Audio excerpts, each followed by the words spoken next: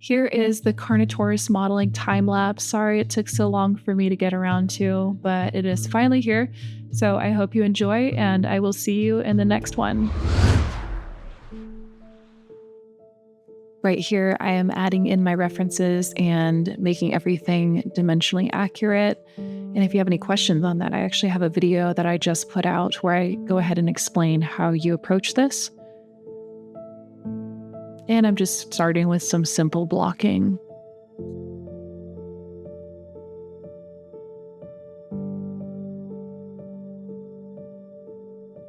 So here I'm just doing very basic shapes. So I'm just starting with the primitive, which is a cube, and scaling that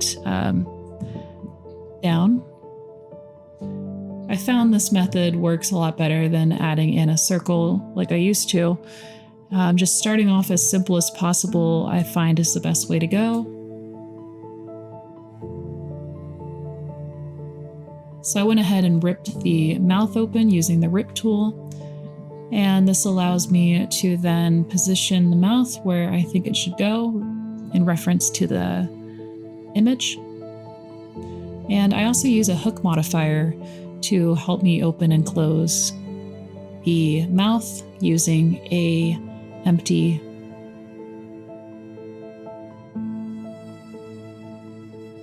So now I'm going to go ahead and inset and add in the pubis and ischium. I hope I pronounced that correctly. I always mispronounce that.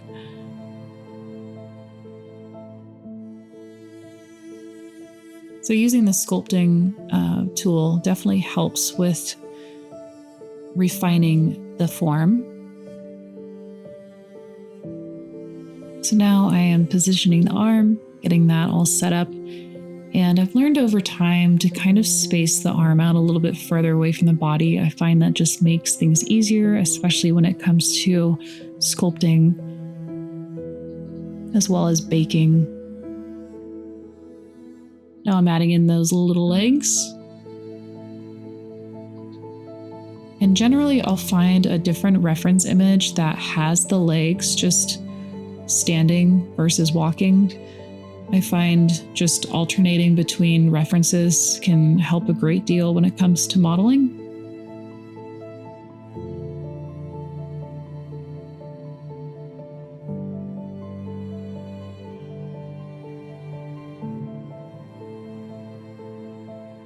And you can see I'm finding some more references. So now I'm working on the toes.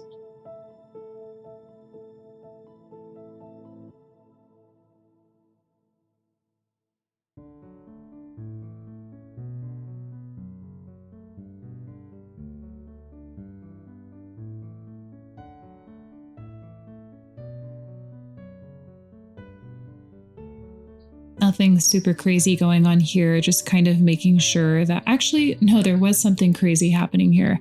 I felt like I was getting this weird bug that kept adding like a cross or something inside of my toe. Not literally my toe, obviously, but inside the carno toe, and I couldn't figure out why.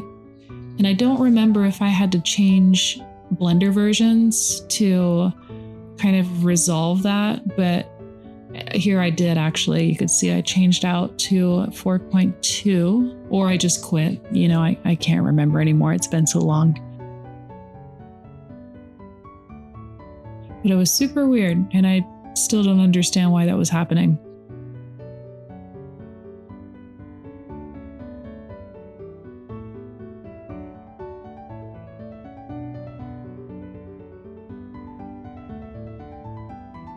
So I decided to keep the nails separate from the feet or foot. And the reason I chose to do that is because I'm kind of figuring out, you know, what's the best method? Do I keep them joined or do I separate them? And so I think for, you know, if you're trying to animate and stuff, it could be an issue, but realistically, I find it, you know, looks better when the toenails are separate geometry when you're texture painting, or, you know, if you just look at the silhouette itself.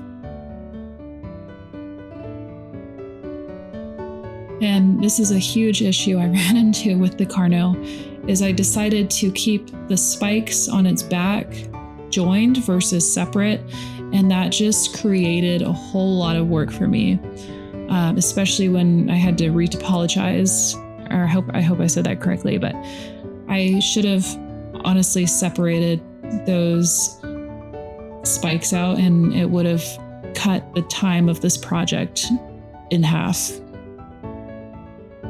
And we will get to that. You'll see it. So here I'm just doing a little bit of weight paint, skinning, so the hook modifier, closes the mouth appropriately. And now I'm just refining the form, which, to be honest, I don't remember what that is anymore. And honestly, I felt like I put the eyeball socket a little bit too close to the horn, and I don't remember if I ended up redoing it or I just had to really manipulate that space that I had created for it, because it's way too close to the horn.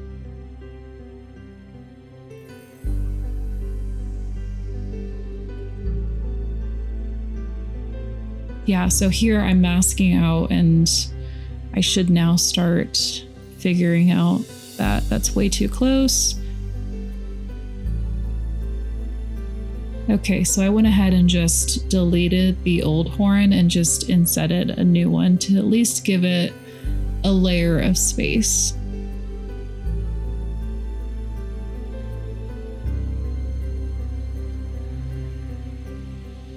So one thing I've learned from this project, and again, I'm going to go back to those spikes, is if I knew I was going to retopologize, I wouldn't have spent so much time worrying about the edge flow.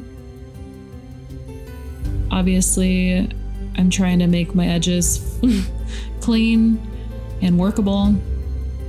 And yeah, so anyway.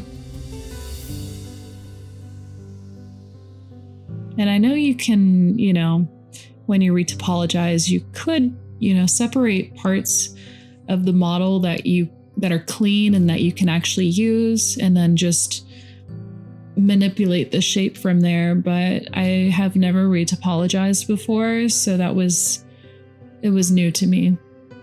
And you can see now I'm getting those weird edges that are just popping up out of nowhere, and I would delete them and then they would reappear. Super strange. And I would get weird faces as well. So anyway.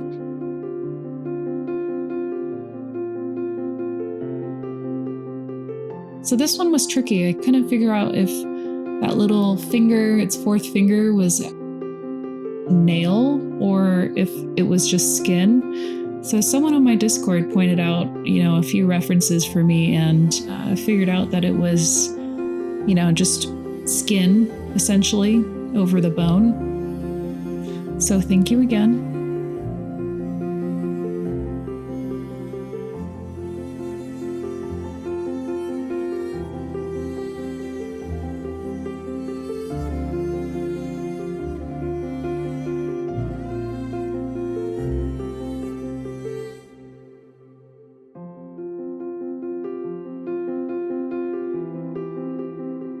And I'm spending all this time doing the weight painting, so that way, when I put the teeth in the mouth, everything should close the way it should. And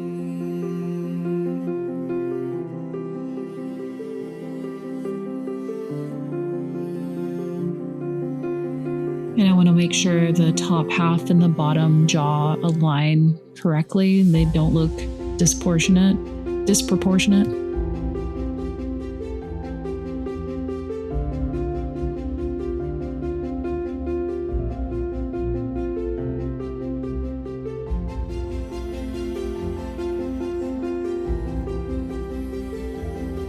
So I always forget to add the ears in, and I forgot to add that in. So I went ahead and did that.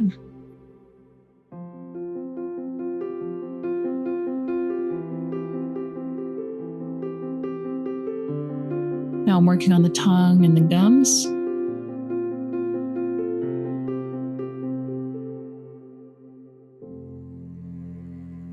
And this area was a little bit of a pain when it came to retopology. And I think because there's just not enough space to add in the planes and stuff that you need when you retopologize. So things were like snapping oddly and it just became a whole lot of work. So I've definitely learned to give space to different defining features. This is where I will end the modeling part. Of course, there's still the teeth that I need to add, but that I'm going to include in the sculpting module. So for now, that's it, and I will see you in the next one. So take care.